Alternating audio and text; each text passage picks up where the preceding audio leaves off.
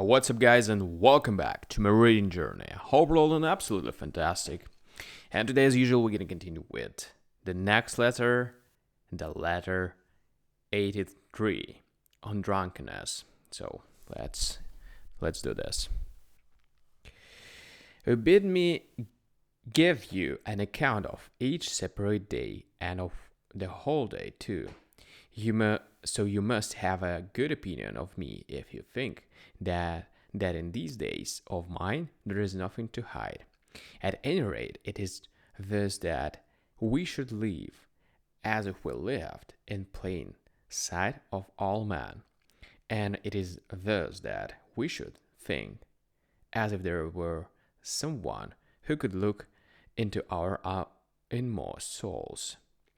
And there is one who can so look, for what avails it that something is hidden from man?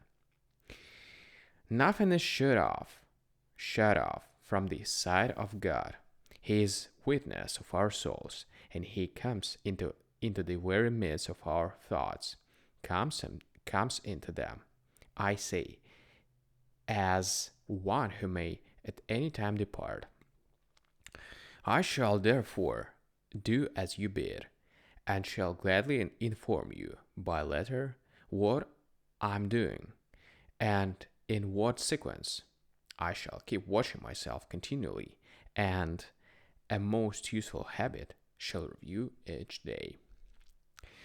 For this is what makes us wicked, that no one of us looks back over his own life. Our thoughts are devoted only to what we are about to do, and yet our plans for the future always depends on the past. Today has been unbroken. No one has filched the slightest part of it from me. The whole time has been divided between rest and reading. A brief space has been given over the bodily exercise, and on this ground I can thank old age. My exercise costs very little effort. As soon as I stir, I'm tired. And weariness is the aim and end of exercise, no matter how strong one is. Do you ask, who are my pacemakers? One is enough for me, the slave Farius, a pleasant fellow, as you know, but I shall exchange him for another. At my time of life, I need one who is of still more tender years.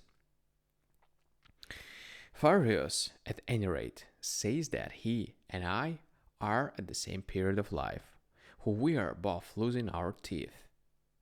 Yet even now I can scarcely follow his pace as he runs, and within a very short time I shall not be able to follow him at all. So you see what profit we get from daily exercise. Very soon does a wide interval open between two persons who travel different ways. My slave is climbing up at the very moment when I am coming down, and you surely know how much quicker the latter is. Nay, I was wrong, for now my life is not coming down, it is falling outright. Do you ask, what all that? How our race resulted today? We raced to a tie, something which rarely happens in the running contest. After tearing myself out in this way, for I cannot call it exercise, I took a cold bath. This, in my house, means just short of hot. I, the former cold water enthusiast, who used to celebrate the New Year by taking a plunge into the canal, who just as naturally as I would set out to do the same, to do some reading or writing, or to compose a speech, used to inaugurate the first of the year with a plunge into the Virgo aqueduct, aqueduct, aqueduct, have changed my allegiance first to the Tiber and then to my favorite tank, which is warmed only by the sun, at times when I am most robust and when there is no flow in my bodily processes. I have very little energy left for bathing. After the bath, some stale bread and breakfast without a table. No need to wash the hands after such a meal. Then comes a very short nap. You know my habit. I avail myself of a scanty bit of sleep, unharnessing, as it were. For I, for I am satisfied if I can just stop staying awake. Sometimes I know that I have slept. At other times, I have a mere suspicion. Lo, now the din of the races sounds about me. My ears are smitten with sudden and general cheering. But this does not upset my thoughts or even break their continuity. I can endure an uproar with complete resignation. The medley of voices blended into one note sounds to me like the dashing of waves, or like the wind that lashes the free tops, or like any other sound which conveys no meaning. What is it then, you ask, to which I have been giving my attention? I'll tell you.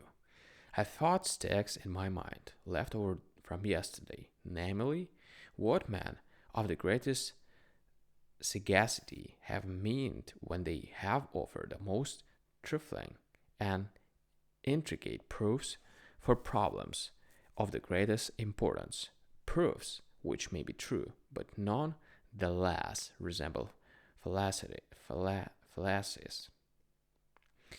Zena, the greatest of men, the revered founder of our brave and holy school of philosophy, wishes to discourage us from drunkenness.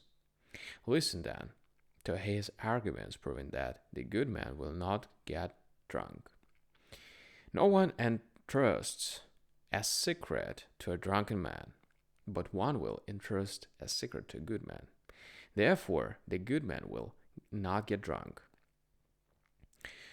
Mark how ridiculous Zena is made when we set up a similar syllogism in contrast with his.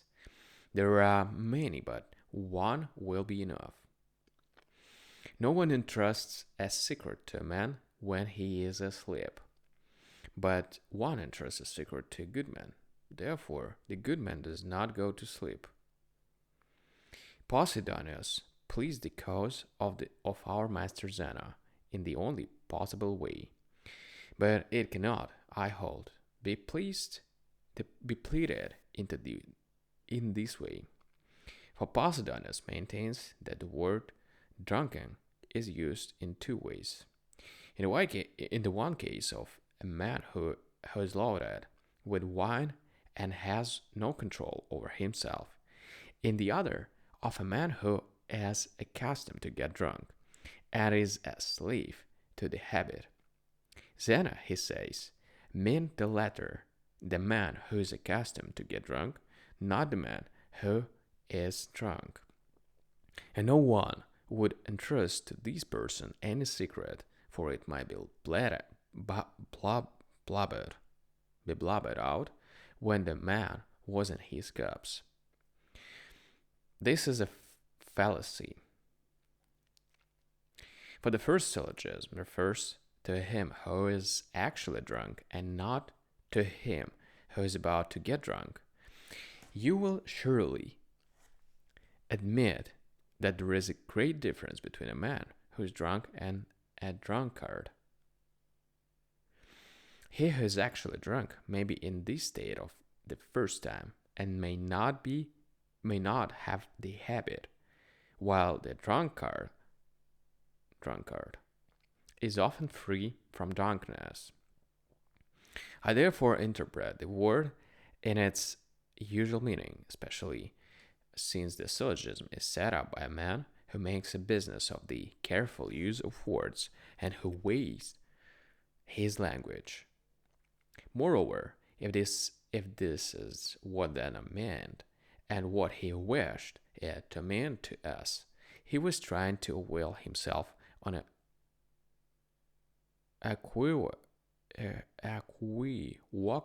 equivocal word in order to work in the fallacy. And no man ought to do this when truth is the object of inquiry. But let us admit, indeed, that he meant what Posthonius says. Even so, the conclusion is false, that secrets are not entrusted to an habitual drunkard. Think how many soldiers who are not always sober have been entrusted by a general or a captain, or a centurion with messages which might not be divulged.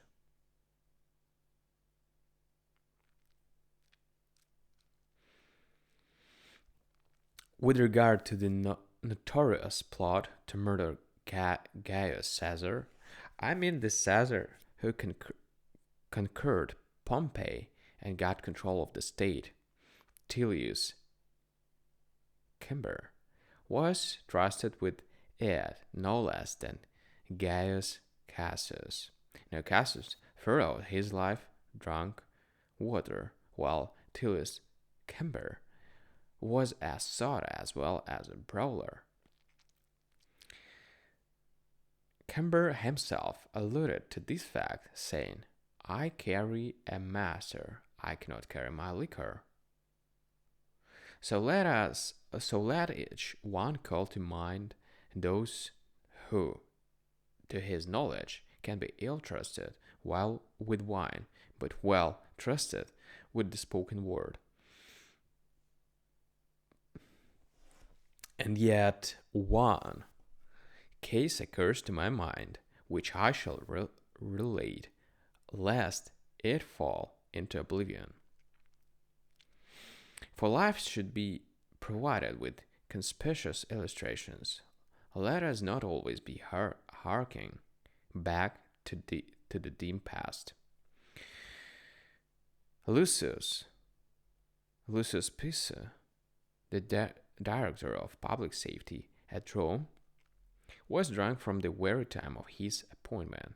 He used to spend the greater part of the night at banquets and would sleep until noon.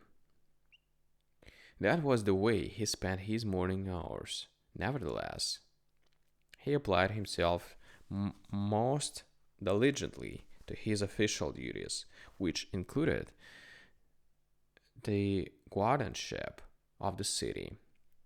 If it is saying that Augustus trusted him with secret orders when he placed him into command of Phrase. Piso conquered the country. Tiberius, too, trusted him when he took his holiday in Campania, leaving behind him in the city many critical men that aroused both suspicion and hatred. I fancy that it was because Piso's drunkenness turned out well for the emperor that he appointed to the office of city prefect Cassius, a man of authority and balance, but so soaked and steeped in drink that once at a meeting of the Senate, whither he had come after banqueting, he was overcome by a slumber from which he could not be roused, and had to be carried home. It was to this man that Tiberius sent many orders, written in his own hand, orders which he believed he ought not to trust even to the officials of his household. Cassius never let a single secret slip out with their personal public. So let us abolish all such harangues as this. No man in the bonds of drunkenness has power over his soul. As the very vats are burst by new wine, and as the dregs at the bottom are raised to the surface by the strength of the fermentation. So, when the wine effervesces, whatever lies hidden below is brought up and made visible, as a man overcome by liquor cannot keep down his food when he has overindulged in wine. So he cannot keep back a secret either. He pours forth impartially both his own secrets and those of other persons. This, of course, is what commonly happens, but so does this, that we take counsel on serious subjects with those whom we know to be in the habit of drunken freely. Therefore, this proposition, which is laid down in the goose of a defense on of Zara's syllogism is false. That secrets are not entrusted to the habitual drunkard. How much better it is to arraign drunkenness frankly and to expose its vices. For even the middling good man avoids them, not to mention the perfect sage, who is satisfied with slacking his thirst. The sage, even if now and then he is led on by good cheer, which, for the friend's sake, is carried somewhat too far, yet always stops short of drunkenness. We shall investigate later the question whether the mind of the sage is upset by too much wine and commits follies like those of the toper. But meanwhile, if we wish to prove that a good man ought not to get drunk, why work it out by logic? Show how base it is to pour down more liquor than one can carry, and not to know the capacity of one's own stomach. Show how often the drunkard does things which make him blush when he's sober. State that drunkenness is nothing but a condition of insanity purposely assumed. Prolong the drunkard condition to several days. Will you have any doubt about his madness? Even as it is, the madness is no less. It merely lasts a shorter time. Think of Alexander of Macedon, who stabbed Cletus, the dearest and most loyal friend, at a banquet. After Alexander understood what he had done, he wished to die, and assuredly he ought to have died.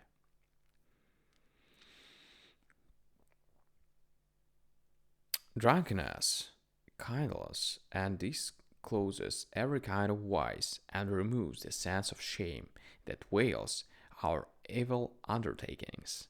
For more men abstain from forbidden actions because they are ashamed of sin than because their inclinations are good. When the strength of wine has become too great and has gained control over the mind, every lurking evil comes forth from its hiding place. Drunkenness does not create vice, it merely brings it into view. At such times, the lustful man does not wait even for for the privacy of a bedroom, but without postponement, gives free play to the demands of his passions. At such times, the unchaste man proclaims and publishes his malady. At such times, your cross-grained fellow does not restrain his tongue or his hand. The haughty man increases his arrogance. The ruthless man is his cruelty. The slanderer his spitefulness. Every vice is given free play and comes into the front. Besides, we forget who we are. We utter words that are halting and poorly enunciated. The glance is unsteady. The step falters, and the head is dizzy. The weary ceiling moves about as if a cyclone were whirling the whole house, and the stomach suffers torture when the wine generates gas and causes our very bowels to swell. However, at the time, these troubles can be endured so long as the man retains his natural strength. But what he can do when sleep impairs his powers, and when that which was drunkenness becomes indigestion.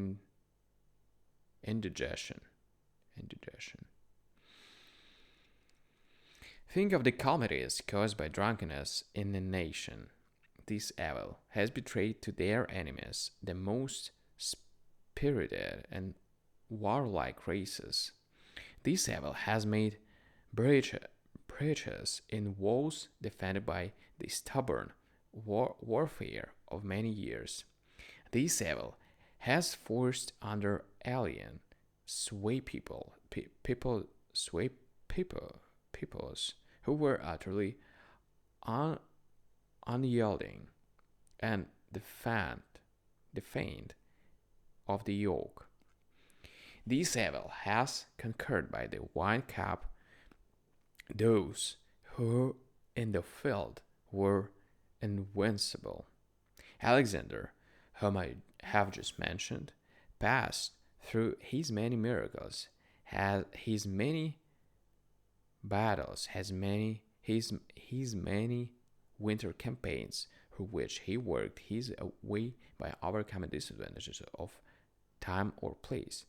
The many rivers which flow from unknown sources, in the many seas, all in safety. It was intemperance in drinking that laid him low, and the famous death-dealing bowl of Hercules.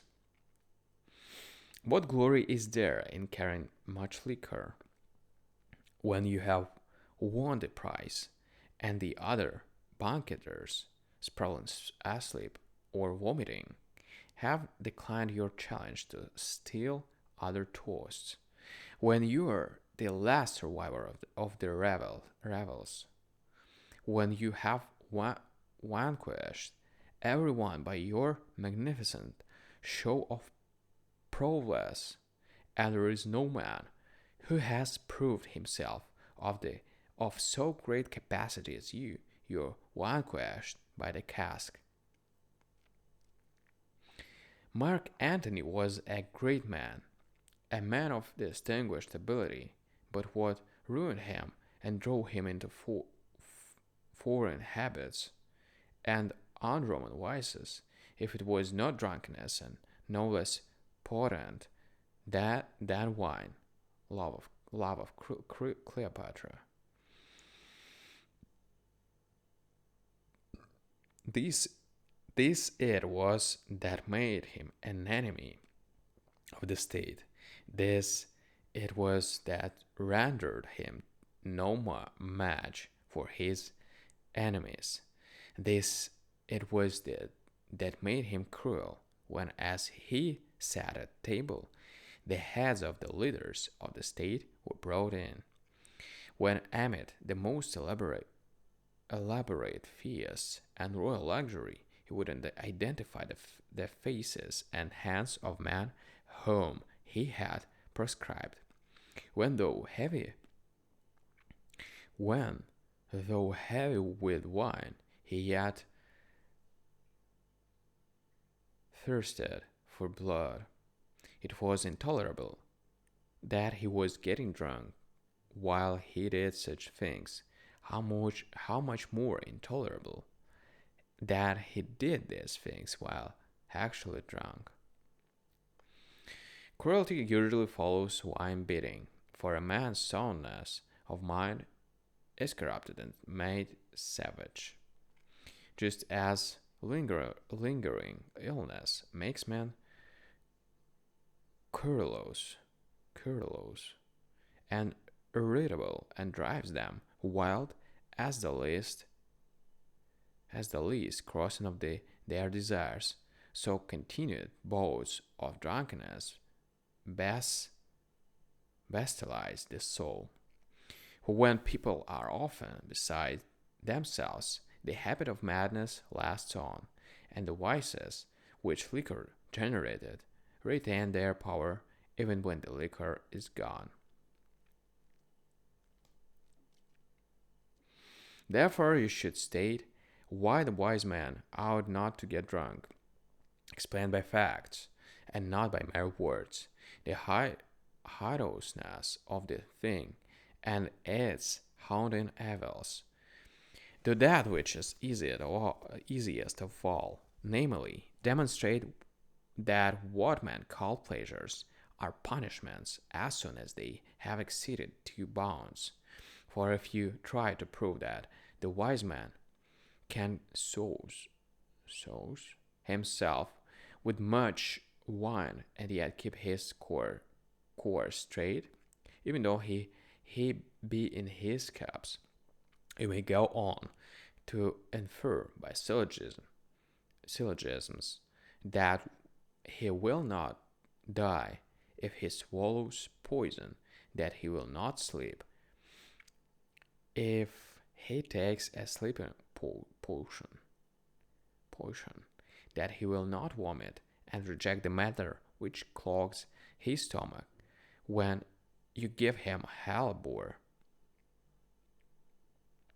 But when a man's feet